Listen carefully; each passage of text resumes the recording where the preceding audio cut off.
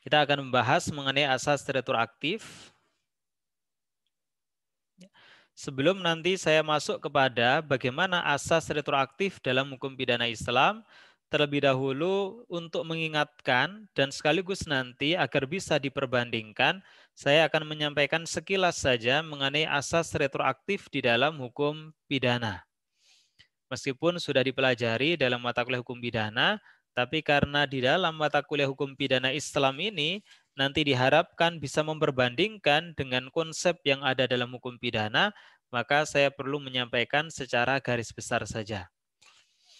Terkait dengan asas retroaktif, retroaktif ini berasal dari bahasa Latin, yaitu retroactus, yang dalam bahasa Inggris diartikan dengan to drive back, atau bergerak ke belakang. Jadi dari arti secara etimologi saja, secara bahasa saja sudah bisa ditebak bahwa asas retroaktif ini merupakan asas yang mengajarkan pemberlakuan perundang-undangan secara surut ke belakang atau secara surut untuk peristiwa yang terjadi sebelum adanya peraturan perundang-undangan. Jadi asas retroaktif adalah asas atau ajaran yang menyatakan bahwa pemberlakuan ketentuan perundang-undangan secara surut. Jadi kenapa tadi saya sampaikan sebagai pengecualian dari asas legalitas, karena asas legalitas mengajarkan pemberlakuan ketentuan perundang-undangan ke depan atau bersifat prospektif. Artinya peraturan perundang-undangan ada, baru bisa diterapkan untuk peristiwa yang terjadi setelah peraturan perundang-undangan itu ada. Jadi tidak bisa diberlakukan untuk kasus yang terjadi sebelum adanya perundang-undangan. Tetapi asas retroaktif kebalikannya. Ada ketentuan perundang-undangan dan ketentuan perundang-undangan itu diberlakukan surut untuk kasus yang terjadi sebelum perundang-undangan itu ada. Jadi ada kasus tertentu ketika terjadi kasus itu belum ada perundang-undangan yang mengatur. Kemudian belakangan lahir perundang-undangan yang mengatur dan perundang-undangan yang mengatur itu diberlakukan surut untuk kasus yang terjadi sebelum adanya perundang-undangan. Ini namanya asas retroaktif. Asas retroaktif ini kontroversi karena bertentangan dengan asas legalitas. Kita tahu bahwa asas legalitas merupakan asas pokok di dalam hukum pidana sehingga diatur dalam pasal 1 ayat 1 Kitab Undang-Undang Hukum Pidana. Dan baik KUHP maupun rancangan KUHP sama-sama tidak memperkenankan berlakunya asas retroaktif. Jadi kalau kemarin saya sampaikan RUU KUHP hanya melakukan perluasan terhadap cakupan asas legalitas yang bukan hanya mendasarkan pada perundang-undangan atau hukum yang tertulis, tapi juga tetap mengakui hukum yang hidup di dalam masyarakat. Tetapi untuk asas retroaktif, baik KUHP maupun rancangan KUHP tidak memperkenankan berlakunya. Sehingga asas retroaktif ini tidak terakomodasi baik di dalam KUHP maupun rancangan KUHP karena bertentangan dengan asas legalitas sebagai asas pokok di dalam hukum pidana. Ada pro dan kontra terkait dengan asas retroaktif ini. Pandangan yang kontra terhadap asas retroaktif adalah ketika asas retroaktif ini diterapkan, maka tidak ada kepastian hukum. Tidak ada legal certainty. Kenapa demikian? Karena perbuatan yang dilarang itu menjadi tidak pasti. Sekarang orang melakukan suatu perbuatan tertentu, belum tentu orang itu yang melakukan perbuatan tidak dijatuhi pidana. Karena bisa jadi setelah itu akan ada hukum yang mengaturnya dan hukum itu bisa diberlakukan surut ke belakang. Beda dengan asas legalitas. Sekarang orang melakukan perbuatan tertentu, tidak ada perundang-undangannya, maka pasti pelakunya tidak akan mungkin dijatuhi pidana. Itu asas legalitas. Karena apa? Karena perundang-undangan yang muncul kemudian nanti akan berlaku untuk perbuatan yang terjadi setelahnya. Tidak berlaku surut ke belakang. Maka dengan memberlakukan asas retroaktif menjadi tidak pasti bahwa suatu perbuatan itu pelakunya tidak akan dijatuhi pidana. Karena ke depan bisa jadi ada perundang-undangannya dan diterapkan surut ke belakang. Sehingga menjadikan hukum tidak pasti. Kemudian yang kedua, pandangan yang kontra terhadap pemberlakuan asas retroaktif adalah pemberlakuan asas ini membuka peluang bagi rezim penguasa untuk menggunakan hukum secara sewenang-wenang. Kita tahu bahwa asas legalitas itu lahir karena adanya kesewenang-wenangan penguasa. Maka dengan memberlakukan asas retroaktif yang merupakan pengecualian dari berlakunya asas legalitas, ini akan membuka peluang bagi rezim penguasa menggunakan hukum secara sewenang-wenang. Misalnya orang melakukan suatu perbuatan tertentu belum ada hukumnya. Kemudian penguasa melahirkan hukum yang baru karena penguasa ini tidak menyukai terhadap perbuatan yang terjadi sebelumnya, maka pelakunya dijatuhi pidana. Jadi penguasa melahirkan suatu undang-undang, suatu perundang-undangan itu hanya untuk menghabisi seseorang yang melakukan perbuatan yang tidak disukai oleh penguasa. Atau penguasa tidak suka terhadap orang tertentu. Cari orang itu pernah melakukan perbuatan apa. Karena penguasa ini berhasrat untuk menghukum orang yang tidak disukai itu. Tapi ternyata perbuatan-perbuatannya tidak ada yang melanggar perundang-undangan. Ya sudah, buat aja perundang-undangan yang baru yang bisa diterapkan untuk perbuatan yang pernah dilakukan oleh seseorang yang tidak disukai oleh penguasa tersebut. Maka setelah undang-undang itu lahir, undang-undang itu diberlakukan surut. Berarti apa? Membuka celah bagi rezim penguasa untuk menggunakan hukum secara sewenang-wenang. Karena asas legalitas itu membatasi kewenangan penguasa. Jadi penguasa hanya bisa menghukum seseorang sesuai dengan perundang-undangan yang ada sebelum perbuatan itu dilakukan. Sehingga kemungkinan untuk penggunaan hukum secara sewenang-wenang oleh penguasa sangatlah kecil. Tapi sebaliknya, kalau diberlakukan asas retroaktif, maka akan terbuka peluang bagi rezim penguasa untuk menggunakan hukum secara sewenang-wenang. Yang ketiga, pandangan yang kontra terhadap pemberlakuan asas ini karena menganggap asas retroaktif melanggar hak asasi manusia pelaku. Bagaimana bisa orang yang melakukan perbuatan tidak terlarang ketika perbuatan itu dilakukan, ke depan dia bisa dipidana berdasarkan hukum yang baru. Padahal ketika dia melakukan suatu perbuatan, perbuatan itu bukanlah perbuatan yang terlarang. Berarti dia akan dihukum karena melakukan suatu perbuatan yang tidak terlarang ketika dia melakukannya. Ini merupakan pelanggaran terhadap hak asasi manusia pelaku. Ini pandangan yang kontra atas asas retroaktif.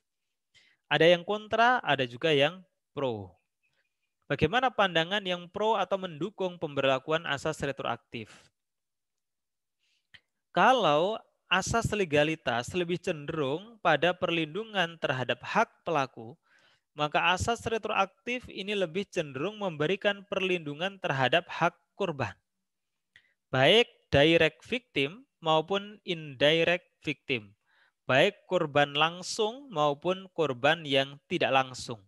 Jadi korban langsung itu korban yang langsung mengalami penderitaan.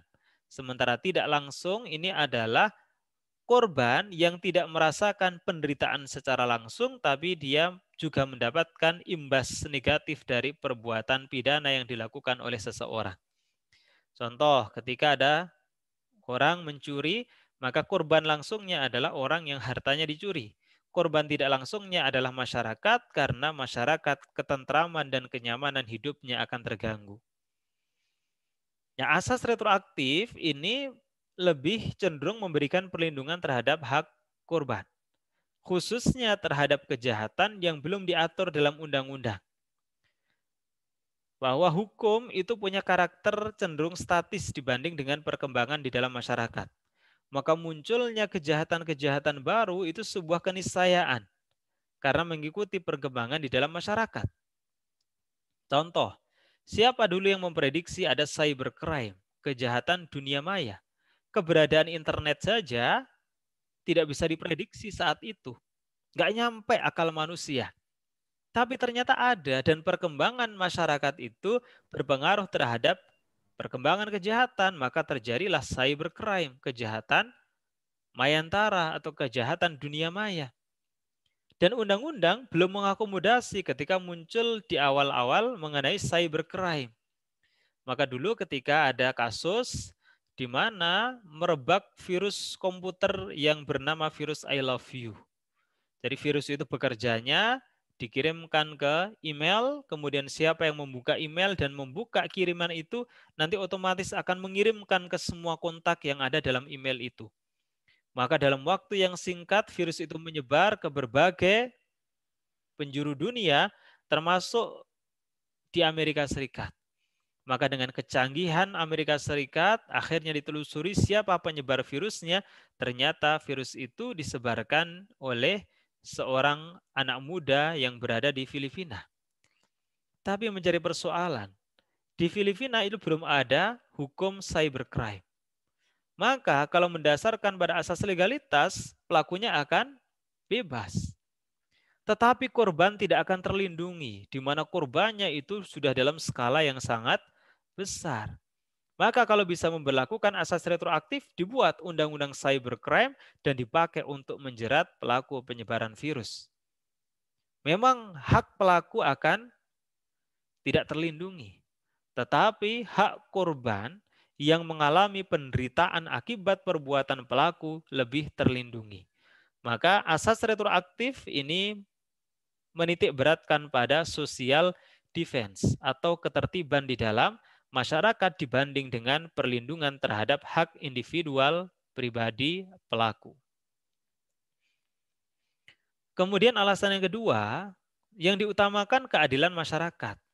Kalau asas legalitas tadi keadilan untuk pelakunya. Tapi asas retroaktif diutamakan keadilan masyarakat daripada kepastian hukumnya. Kalau kepastian hukum itu cenderung kepada keadilan yang bersifat individu terhadap hak pelaku.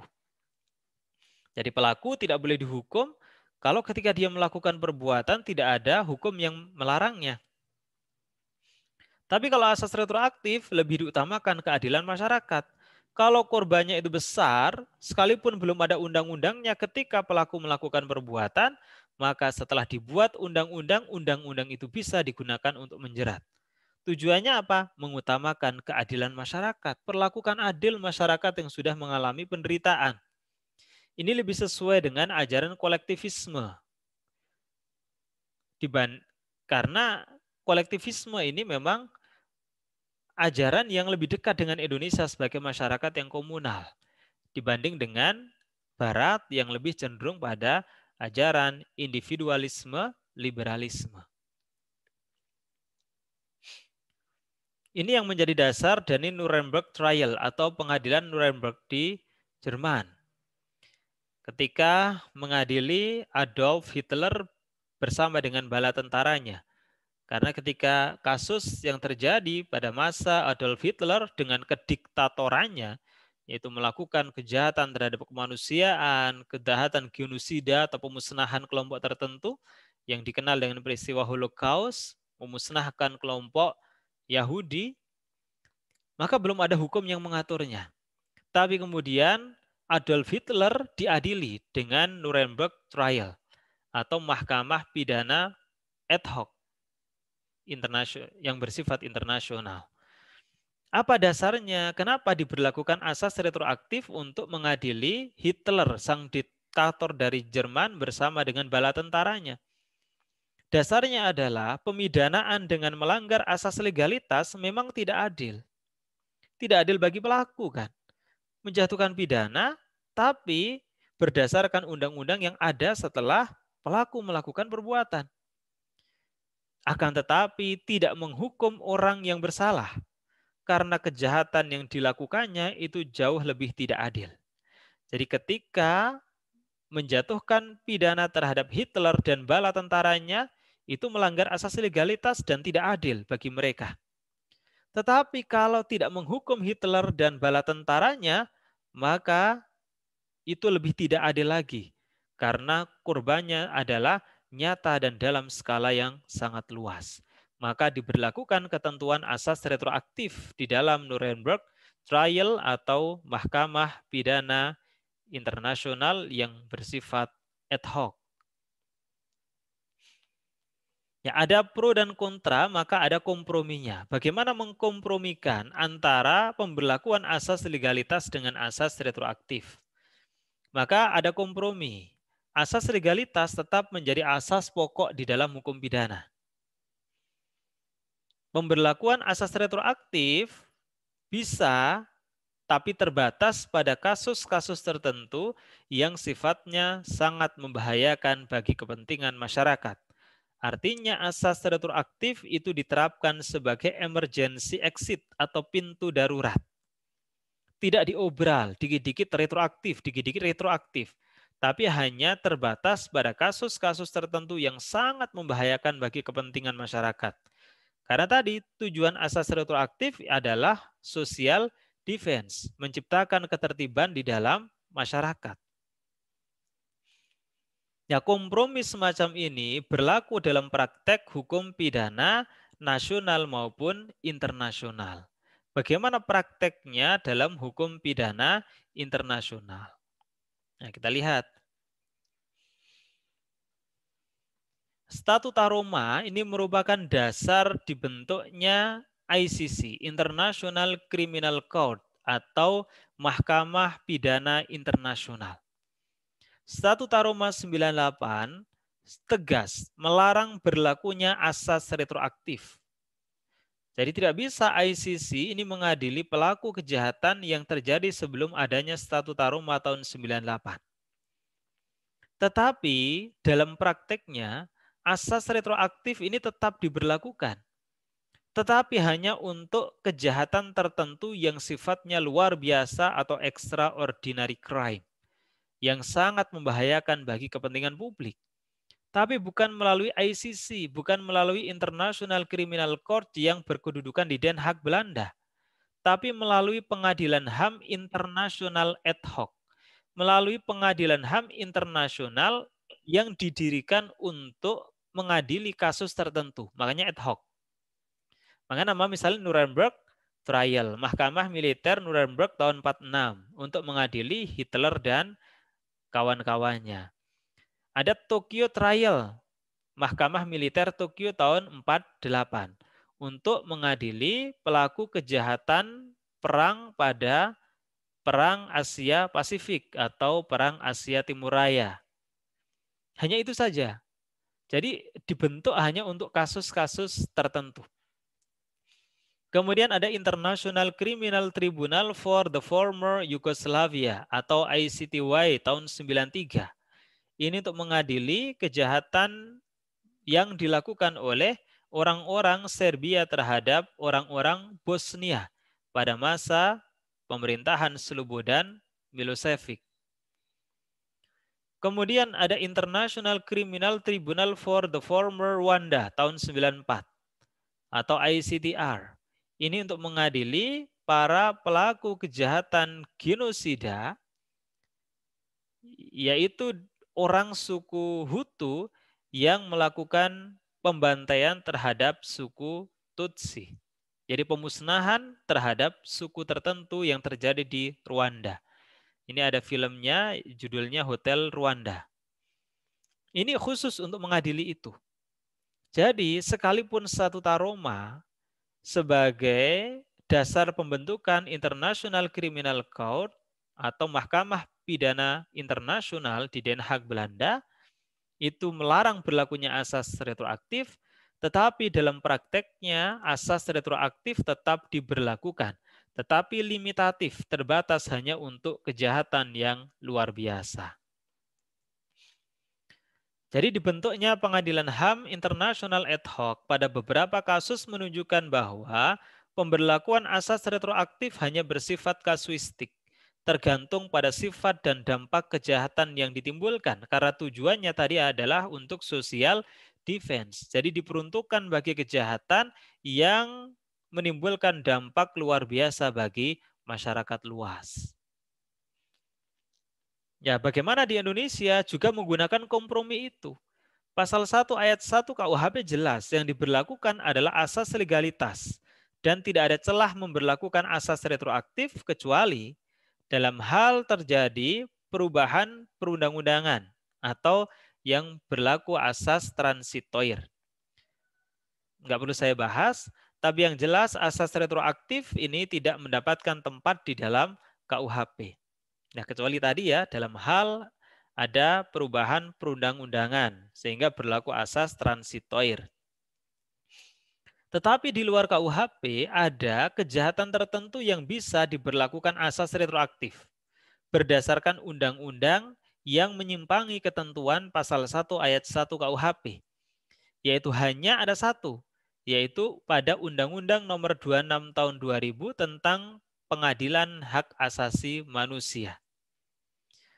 Jadi disebutkan dalam pasal 3 ayat 1 pelanggaran HAM berat atau the gross violation of human rights yang terjadi sebelum diundangkannya undang-undang ini tetap diperiksa dan diputus tapi oleh pengadilan HAM ad hoc. Makanya ada pengadilan HAM Tanjung Priok mengadili para pelaku pelanggaran HAM kasus Tanjung Priok. Kemudian misalnya pengadilan HAM ad hoc apalagi misalnya kasus-kasus banyak di masa Orde Baru. Beberapa kali pengadilan HAM dibentuk untuk mengadili kasus-kasus yang terjadi pada masa Orde Baru. Nah, Talang Sari misalnya dan lain-lain. Nah, kenapa demikian? Karena pelanggaran HAM yang berat ini dianggap sebagai kejahatan yang sangat serius, bahkan oleh Statuta Roma disebut sebagai the most serious crimes atau kejahatan-kejahatan yang paling serius. Yang terdiri dari dua, kalau di Indonesia yaitu genocide atau kejahatan genosida dan crimes against humanity atau kejahatan terhadap kemanusiaan. Kalau dalam Statuta Roma ada 4, ditambah war crime, kejahatan perang, dan crime of aggression atau kejahatan agresi. Ya, di Indonesia pengadilan HAM ad hoc tadi yang memberlakukan asas retroaktif dibentuk atas usul DPR berdasarkan peristiwa tertentu dan dibentuknya menggunakan keputusan presiden.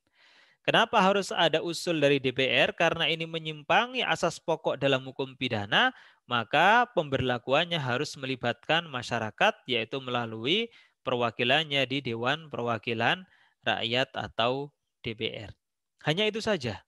Dulu pernah diberlakukan untuk kasus terorisme, tetapi sudah di judicial review di Mahkamah Konstitusi dan Mahkamah Konstitusi membatalkan pemberlakuan asas retroaktif untuk tindak pidana terorisme. Jadi hanya berlaku untuk pelanggaran HAM yang berat. Maka baik dalam praktek hukum internasional maupun hukum nasional, kompromi terhadap pemberlakuan asas legalitas dan asas retroaktif yang tadi saya sampaikan itu diberlakukan. Jadi asas pokoknya adalah asas legalitas dan asas retroaktif hanya bisa diberlakukan dalam kasus tertentu yang sangat terbatas untuk kejahatan yang membahayakan banyak orang. Ya, sekarang kita masuk ke asas retroaktif dalam hukum pidana Islam. Asas retroaktif dalam hukum pidana Islam atau jinayat. Asas legalitas merupakan asas pokok di dalam hukum pidana Islam. Yang kemarin dasar-dasarnya sudah saya sampaikan. Sehingga ada kaidah misalnya la jarimata wala uqubata qabla wurudin nas. Tidak ada jarimah atau perbuatan pidana wala uqubata, tidak ada pemidanaan qabla, sebelum wurudin nas, adanya nas yang melarangnya. Maka di dalam hukum pidana Islam pada prinsipnya hukum tidak boleh berlaku surut. Artinya asas retroaktif tidak diperkenankan. Tetapi ternyata dalam hukum pidana Islam ada pengecualian terhadap ketentuan tersebut, tetapi tidak untuk semua kasus, tetapi hanya dalam hal-hal tertentu. dalam sejarah penegakan hukum pidana Islam pernah terjadi penerapan asas retroaktif, yaitu dalam kasus qadhaf dan hirobah. Qadhaf itu menuduh wanita baik-baik berbuat zina, kalau hirobah ini perampokan atau biasa disebut dengan sirqoh kubro, pencurian besar. Bagaimana kasusnya? Coba kita lihat kasusnya satu persatu. Kita mulai dari yang qadhaf dulu. Dasar penjatuhan hukuman bagi orang yang melakukan qadhaf adalah Quran Surat An-Nur ayat 4. Walladzina yarmunal muhsanati thumma lam ya'tu bi arba'ati syuhada fajliduhum thamanina jaldah. Al-ayah dan seterusnya. Walladzina yarmunal muhsanat, dan orang-orang yang menuduh wanita baik-baik berbuat zina. Walam ya'tu bi arba'ati syuhada, dan dia tidak bisa mendatangkan 4 orang saksi, fajliduhum thamanina jaldah, dia akan dihukum 80 kali cambukan. Dan janganlah kamu terima kesaksian mereka buat selama-lamanya, dan mereka itulah orang-orang yang fasik. Jadi menuduh orang baik-baik dengan tuduhan zina tanpa ada 4 orang saksi, maka dia dihukumi qadhaf. Fitnah zina. Maka dia diancam dengan hukuman 80 kali cambukan. Nah, ayat ini diturunkan berkenaan dengan hadithul ifki. Hadith itu kabar, al-ifku itu dusta. Jadi hadithul ifki adalah hadith atau kabar dusta. Apa itu hadithul ifki atau kabar dusta?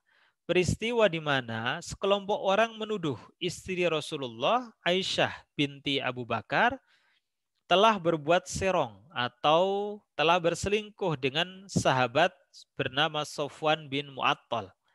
Ketika Aisyah tertinggal rombongan Rasulullah setelah berperang.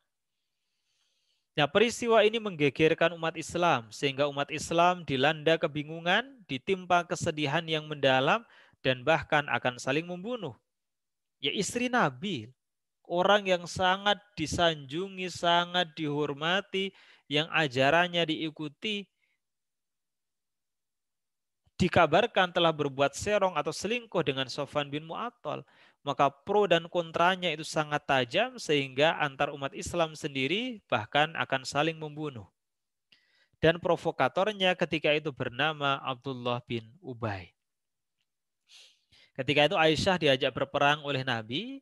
Setelah selesai peperangan, maka Nabi bersama dengan pasukan pulang dan di tengah jalan singgah di suatu tempat. Kemudian Aisyah keluar dari tempatnya, karena itu Aisyah ditempatkan pada tempat yang khusus, yang tertutup, seperti putri raja. Kemudian Aisyah turun ingin melakukan kepentingan tertentu, buang hajat seperti sahabat-sahabat yang lain. Maka ketika itu Aisyah turun dari tempatnya dan Aisyah kembali ke tempatnya, dan sahabat itu ada yang menyaksikan kalau Aisyah itu sudah kembali ke tempatnya. Ternyata Aisyah baru menyadari kalau perhiasannya itu hilang. Maka Aisyah kemudian turun lagi dan tidak ada sahabat yang melihatnya mencari perhiasan itu. Tapi ketika Aisyah kembali ke lokasi, ternyata Rasulullah bersama dengan rombongan sudah meninggalkan tempat itu. Jadi dikiranya Aisyah masih ada di tempatnya. Dan Aisyah itu kecil ya, jadi nggak terasa ada atau tidaknya. Ya, kemudian Aisyah menunggu di tempat itu karena Aisyah berpikir nanti ketika ada yang menyadari saya tertinggal, pasti akan ada yang menjemputnya. Daripada nanti mencari-cari di tempat yang lain, maka Aisyah diam di lokasi itu. Sampai menjelang maghrib, tiba-tiba ada seorang sahabat mengendarai unta yang bernama Sofwan bin Mu'attal.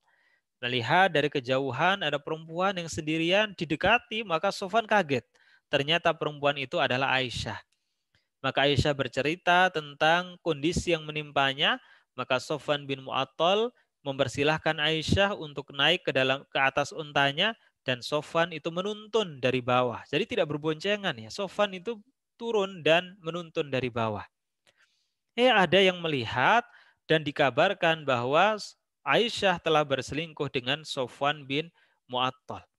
Bahkan dikisahkan Rasulullah saja itu nyaris percaya dengan kabar itu. Karena Aisyah menyatakan ada perlakuan yang berbeda Rasulullah terhadap Aisyah ketika isu ini terjadi. Karena Aisyah stres, Aisyah jatuh sakit, maka biasanya Rasulullah itu sangat membacakan Aisyah penuh perhatian, tapi ketika kabar itu ada, Rasulullah itu nampak lebih dingin dan berbeda sikapnya. Nah, akhirnya turunlah Quran Surat An-Nur ayat 4. Salah satunya yang Allah mengabarkan bahwa itu merupakan kabar yang dusta. Karena Aisyah itu tidak berselingkuh dengan Sofwan bin Mu'attal. Maka Allah perintahkan kepada orang-orang yang menuduh wanita-wanita baik berbuat zina kepada mereka untuk dicambuk 80 kali cambukan jika tidak bisa mendatangkan 4 orang saksi. Jadi terjadi hadithul ifki baru turun Quran Surat An-Nur ayat 4. Ya.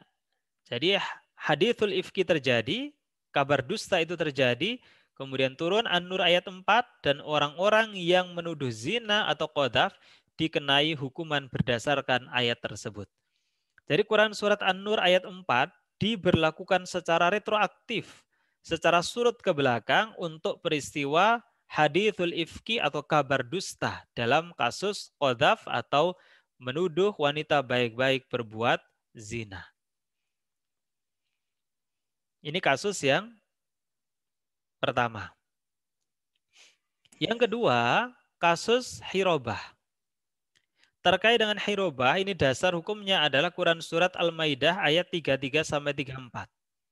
Yang artinya sesungguhnya pembalasan terhadap orang-orang yang memerangi Allah dan Rasulnya, ini menurut tafsir adalah merampok atau hirobah. Dan membuat kerusakan di muka bumi, hanyalah mereka dibunuh atau disalib, atau dipotong tangan dan kaki mereka dengan bertimbal balik, atau dibuang dari negeri tempat kediamannya. Yang demikian itu sebagai suatu penghinaan untuk mereka di dunia, dan di akhirat mereka mendapatkan siksaan yang besar. Kecuali orang-orang yang taubat di antara mereka sebelum kamu dapat menguasai atau menangkap mereka. Maka ketahuilah bahwasanya Allah Maha Pengampun lagi Maha Penyayang. Jadi hukuman untuk orang yang melakukan perampokan, kalau dia membunuh korban sekaligus mengambil hartanya, maka hukumannya adalah dibunuh dan disalib. Jadi dibunuh dulu atau disalib dulu baru kemudian dibunuh. Kalau dia hanya membunuh korbannya, tidak mengambil hartanya, maka dia dihukum mati, dibunuh. Kalau dia hanya mengambil hartanya, tidak membunuh korbannya, maka hukumannya lebih berat dari pencurian, yaitu potong tangan dan kaki secara bersilang. Kalau dia tidak membunuh korbannya, tidak pula mengambil hartanya, tapi hanya menakut-nakuti korbannya, maka hukumannya diasingkan selama 1 tahun atau at-taghrib. Ya, dan seterusnya. Ini hukuman bagi orang yang melakukan hirobah.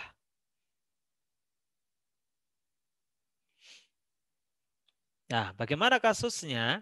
Suatu ketika ada sekelompok orang dari Uqal dan Urainah yang datang ke Madinah. Mereka sakit karena tidak cocok dengan iklim di Madinah. Sama dengan orang Indonesia, kalau umrah atau haji biasanya batuk atau flu karena memang tidak cocok dengan iklim yang ada di Makkah dan Madinah. Rasulullah memerintahkan agar mereka menuju tempat unta-unta dan berobat dengan meminum susu unta tersebut. Ketika telah sembuh, mereka ternyata membunuh penggembala unta dan menggiring untanya pergi bersama dengan mereka. Jadi sudah diperlakukan dengan baik, tapi dia membalas air susu dengan air tuba.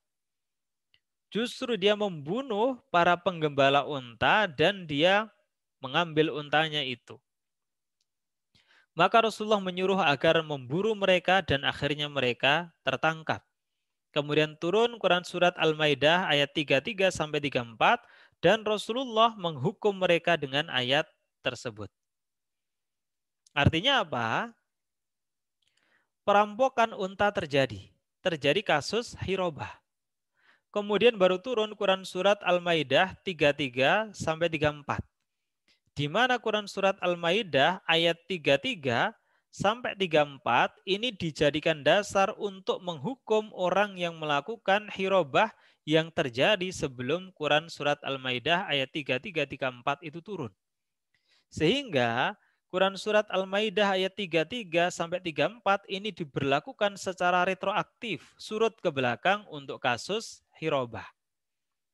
Ini praktek pernah diberlakukannya asas retroaktif di dalam penegakan hukum pidana Islam atau jinayat. Maka kesimpulannya, dalam hukum pidana Islam, asas retroaktif atau al-atharul qad'i, al-atharul raj'i merupakan pengecualian dari asas legalitas dan hanya dapat diterapkan dalam kondisi tertentu. Yang pertama, untuk kejahatan-kejahatan yang memang membahayakan bagi keamanan dan ketertiban umum, social defense. Seperti kasus hirobah, itu sangat membahayakan keamanan dan ketertiban umum. Sirkoh kubro atau perampokan itu mengerikan. Kemudian yang kedua, bisa juga diterapkan dalam keadaan yang sangat diperlukan, yaitu untuk kepentingan masyarakat. Jadi kalau kepentingan publik menghendaki, jadi tetap orientasinya adalah social defense, seperti Qadhaf. Qadhaf itu fitnah terhadap perempuan baik-baik berbuat zina, itu kasusnya. Tapi poinnya bukan di situ. Poinnya adalah terjadinya kontroversi yang sangat besar, bahkan antar umat Islam hingga ingin saling membunuh satu dengan yang lain. Berarti genting. Dalam hal genting untuk kepentingan masyarakat, maka asas retroaktif ini dapat diberlakukan. Jadi terhadap syarat pertama atau kedua ini, dua-duanya adalah social defense. Artinya apa? Asas, prinsip, nilai terkait dengan asas retroaktif ini antara hukum pidana dengan hukum pidana Islam atau jinayat itu telah bersesuaian. Sehingga asasnya itu tidak saling bertentangan satu dengan yang lain. Maka tidak bisa serta-merta dikatakan kalau hukum pidana Indonesia itu adalah hukum pidana kafir.